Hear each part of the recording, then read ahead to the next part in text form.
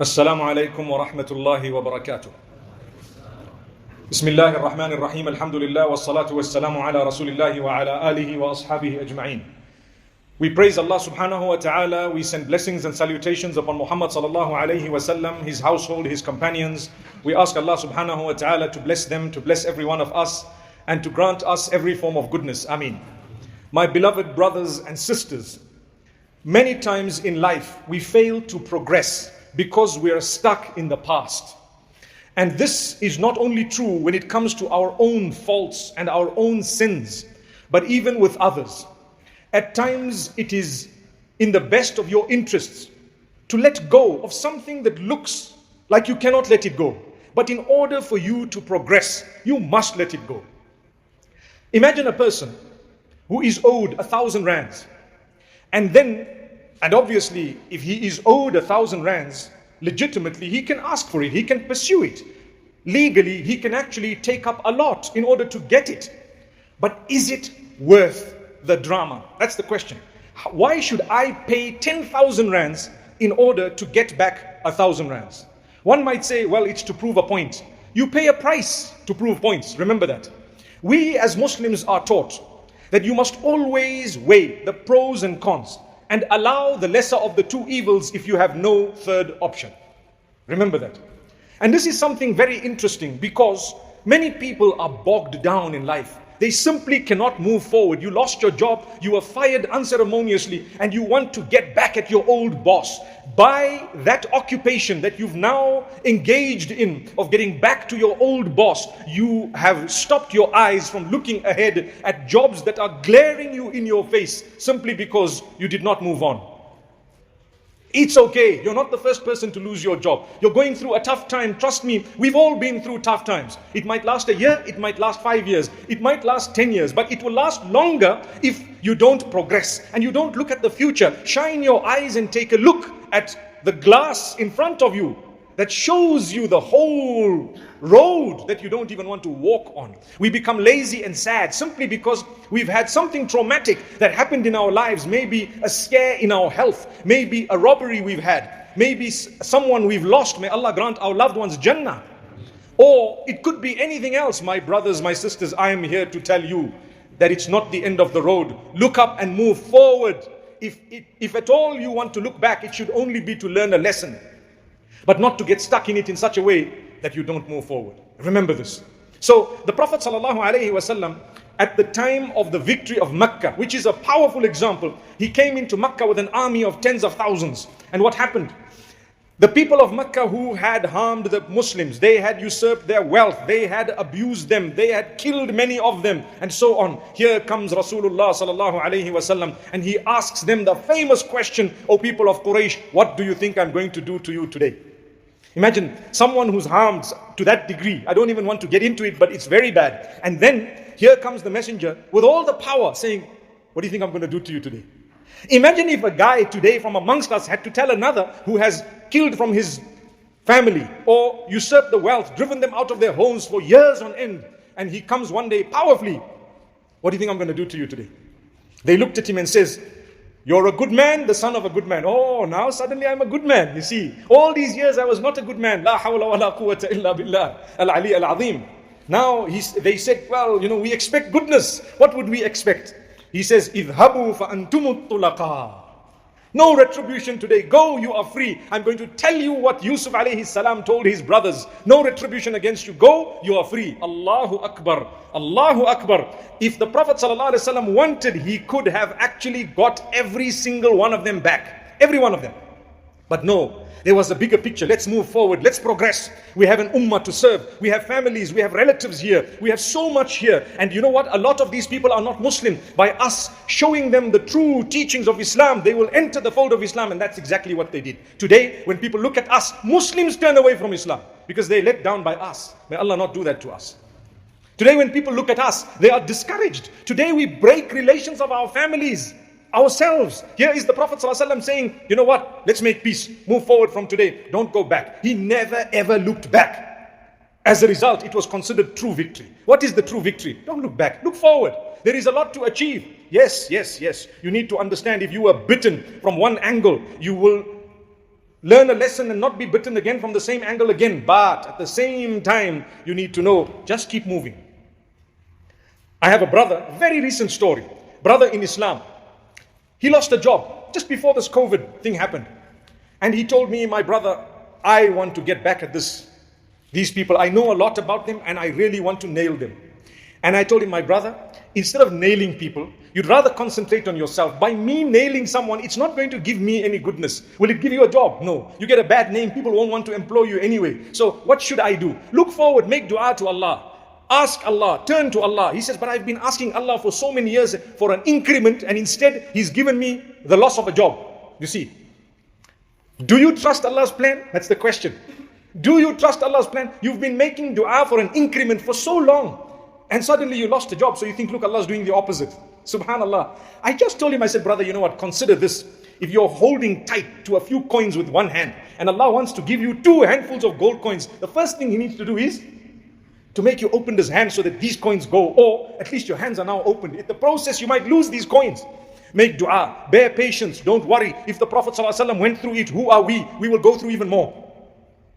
And he told me, well, that's the mantra that all of you guys utter whenever we are in difficulty. I said, well, we are taught that, and you must believe that. Be convinced. Don't ever leave Allah at the time of your hardship. Never blame Allah. No way. Allah tells you clearly, you have harm and evil, it's not my doing. It's yours or man's doing. ظهر الفساد في البر والبحر بما كسبت أيدي الناس ليذيقهم بعض الذي عملوا لعلهم يرجعون. Allah makes it clear that all this chaos and corruption and all nonsense you see on earth, it has become apparent because of the handiwork of mankind. You guys did it, not me. Allah says, don't blame me for the evil. People say, why does Allah allow murder? Who murdered? Was it not a human being? Why blame Allah for someone else's crimes? Well, then they might say, well, what was the sin of the innocent child who was murdered? You say, you know what? Allah will give justice, but there was someone who murdered the child. It's human beings who committed that crime. The fact that Allah knew it in advance does not make Him guilty of being merciless when He is the most merciful. He says to us, I will provide for those who believe and those who don't believe. That's what He says in the Quran. In this world, I will provide for those who believe and those who don't believe. The difference is those who believe will have the hereafter. Those who don't believe, they won't have the hereafter because they don't believe in it. So I told this brother, I said, brother, make dua and Allah will open your doors. And he says, okay, you know what? I'm a Muslim. I've been doing dua. I'm not going to leave it. But please make dua that Allah strengthen me. Trust me, COVID took over, as you know. Life changed, I hope temporarily. And you know what? Subhanallah, this man suddenly struck gold. He was at the right place at the right time. And there was one deal that he did that was worth a lot. And it changed his life. It went through another, and a third, and a fourth, and a fifth. And he tells me, please, please use me as an example to tell people, don't lose hope. I almost gave up. I lost my job in such a bad way, but that was definitely what you were saying, that Allah is opening your doors. Allah is opening your doors. I looked forward. Instead, if I had gone back to nail my previous boss, I would have still been in that or on that path, doing the same thing, trying to nail, and I would be busy with this, losing money, going to this one, that one. But what I did is I focused on something that was right in front of me, and Allah subhanahu wa ta'ala opened His doors. Why am I saying this? Today we're all going through struggles. All of us. Different levels of struggles. Remember, my brothers and sisters, you're not alone. We're in it together. We all have challenges, myself included. Learn to help one another. Learn to say a good word to one another. Learn to be focused. Work hard. A day will come when you will smile. Even if it is 2 years, 4 years. Another example, people going through divorce. Divorce is becoming like a trend. Like a trend. You married? You got to ask the guy, are you still married after 2 years? You say, if he says yes, yes, you say, MashaAllah. Because you know, now it's like sort of not the norm anymore. The norm is like, you married? Awaz. You say, Subhanallah, may Allah grant us ease. It's not bad to actually be divorced for the right reasons or to divorce for the right reasons. But when it becomes a trend, it is scary. We're not prepared to sacrifice for one another anymore. We're not prepared to forgive one another anymore. We want a perfect human being who's spotless without any weaknesses. That's what we're looking for. Well, that you will only find in paradise if you ever get there. May Allah grant us Jannah. You know, people say, I'm going to get the perfect spouse in Jannah. I say, how are you even going to get to Jannah? That's a question. How can you say that? You're supposed to give us hope. I said, that's a statement of hope. Because when you start thinking, gosh, am I really going to get there? It will get you up for Fajr. But if you didn't think of it, that am I really going to get there? Wallahi, yesterday I had a question from someone, a silly question, very silly question. Someone asks me, will we be allowed to steal in Jannah? I mean, how far can your mind go? To be honest with you, how far can your mind go? Will you be allowed to kill in Jannah and steal in Jannah? Because if you can do anything there, like Allah says, you will be able to do anything. So I said, the pure mind will never ever think in those lines, on those lines, in that direction. Never. My brothers and sisters, when divorce happens, it's not the end of the world. Not the end of the world. Perhaps it is a door for you to then get to someone else. Had you not been through your first relationship, you would never have gotten to this much, much better person that you subsequently got married to. See, I see a lot of people nodding here. MashaAllah, what's going on here, guys? May Allah grant us ease. Allah open our doors. But the moral is, never give up. We go through challenges. We go through hardship. Let's look forward. Let's progress. People sit and say, I'm going to fix this ex of mine. You know what? Just move on. By making someone else's life difficult, it's not going to make your life easy. Not at all. You want ease? Close a chapter, open a new one. Let's move forward. Thank Allah. Beautiful relationship, and let's move. May Allah grant us goodness. So this is it. My brothers and sisters, the Prophet ﷺ met with Khalid ibn al-Walid radiallahu anhu when he came to Medina and he wanted to declare his shahada. You know who Khalid ibn al-Walid radiallahu anhu was? He had caused a lot of damage against the Muslims, especially in Uhud. He was well known. And so he says, O Messenger, sallallahu alaihi wasallam, I've got a problem. The issue is, you know what I've done against Islam and the Muslims. I'm about to accept Islam. What's going to happen? He wants to know. As Allah teaches, the Prophet sallallahu alaihi wasallam told him, Ya Khalid, inna al-Islam yajubbu ma qabla. Oh Khalid, Islam will delete whatever happened, the bad that you did in the past. The same way Tawbah deletes the past. Also, if you were to revert or convert to Islam, your past bad is deleted. The good carries with. You know, they say when you go for Hajj, you return as pure as the day you were born. Do you know in reality, it is even purer than that? Why? Because that purity is referring to sinlessness. That's what it's referring to. It's not referring to zero on your slate. When the Prophet ﷺ said as pure as the day you were born, he means no sins next to your name. He doesn't mean nothing next to your name. Evidence of it is, what about all the good I did before I went for Hajj? It remains. Do you get the point? So the good remains, the bad is formatted, gone. This is something amazing. Whenever we talk of Hajj and Tawbah, we must remember, yes, it deletes, but it doesn't make you, they say, I'm starting on a clean page. You're starting on a page that already has so much of goodness on it, because not only is it clean, but it's clean from sin. It's full of the goodness you did. Allah says if you changed your life, then we're going to bring back the bad. Allah says in the Quran, if you change your life, illa man taba wa amana wa amila amalan salihan. 3 conditions. You make tawbah. Tawbah means to return to Allah. What's the difference between istighfar and tawbah? Istighfar is to ask Allah's forgiveness. Tawbah is to return to Allah by changing your ways. That's the difference. Tawbah is more loved by Allah because it is broader than istighfar. Istighfar, I said, oh Allah, forgive me. Tawbah is now my life changed. That's the difference. So Allah says, those who made that tawbah, they returned to me. Wa amana, and they believed, they worked on their connection with Allah, their belief, their iman. And thirdly, they did good deeds. Allah says, we're going to bring back those bad deeds. And we're going to convert them into good deeds on the scale, simply because this person could have done the bad, but they didn't because of their love of me and their connection with me. So Allah says, because of that, look, a person who is on intoxicants, may Allah protect us and our offspring. A person on intoxicants who says, oh Allah, forgive me, and then the intoxicants are still available, but he says, I'm not doing this anymore. Allah says, we're going to bring all of that back and convert it. You know why? You only quit it for us, nothing else. You could have done it. You can still do it, but because you love us and you know we said it's wrong and you did not do it, we love that action so much, we're going to show you. Subhanallah. That is Allah. So this is the type of relationship we must develop with Allah subhanahu wa ta'ala. And He will assist. Days come in our lives when, my beloved brothers and sisters, we are so low that we feel, where is Allah? Do you know that the messengers before us and the pious people before us, they used to ask Allah, oh Allah, when is your help going to come? وَزُلْزِلُوا حَتَّى يَقُولَ الرَّسُولُ وَالَّذِينَ آمَنُوا مَعَهُ مَتَى نَصْرُ اللَّهِ. They were shaken, they were tested left, right and center until the messenger and the people around him, with him, they said, when is the help of Allah going to come? Allah says, be patient. Allah, inna nasrallahi qareeb. Be patient. Allah's help is near. Allah's help is near. I remember sitting with one scholar and he said, every dua is heard by Allah. Every single dua is heard by Allah. It's a matter of time. for that dua to come and plug in. Some people it's a few days, some people it's months, some people it's years. Don't ever think that Allah did not accept your dua. Never. All of us, if you sit and think about some du'as you've made in your life that happened 5 years later, it happened 10 years later, but you don't realize it came. It definitely came when the time was right. That's Allah's plan. Trust Allah. We were talking about Jannah. Sometimes we tend to forget that we need to work towards Jannah rather than arguing about what we're going to be getting in Jannah. Like I say, look at the path. You can see it's there. You know it's there. And you know the destination is also punched in. You just follow the path.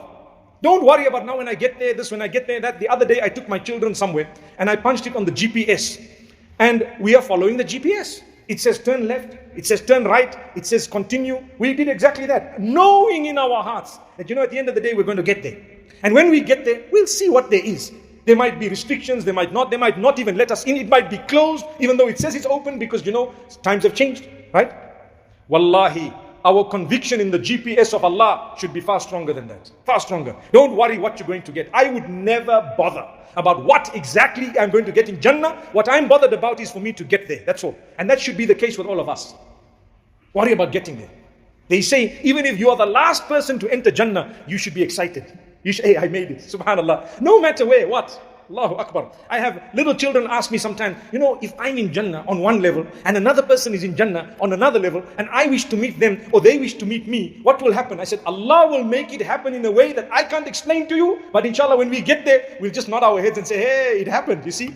I don't know. I just know it will happen.